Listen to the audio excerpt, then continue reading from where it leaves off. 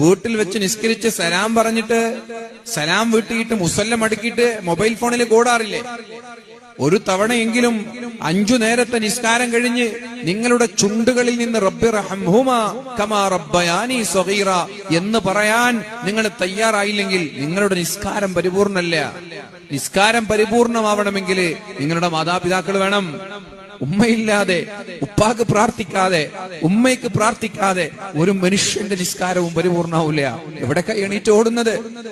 എവിടേക്കാ നമ്മൾ ഓടുന്നത്? തിരക്ക് കൂട്ടി എങ്ങോട്ടാ പോകുന്നത്? മാതാപിതാക്കൾക്ക് പ്രാർത്ഥിക്കാൻ സമയം കിട്ടാതെ നിങ്ങൾ എങ്ങോട്ടാ നിങ്ങളെ എണീറ്റ് പോകുന്നത്? അതുകൊണ്ട് ചെറുപ്പക്കാരെ, ഒന്നിരിക്കവിടെ, ഒന്ന് ദിക്ർ ചൊല്ല്. ചെറുപ്പക്കാരികളെ, നിങ്ങളുടെ മുസല്ലയിൽ ഒരു 5 മിനിറ്റ് ഇരിക്ക്, എന്നിട്ട് ദിക്ർ ചൊല്ല്.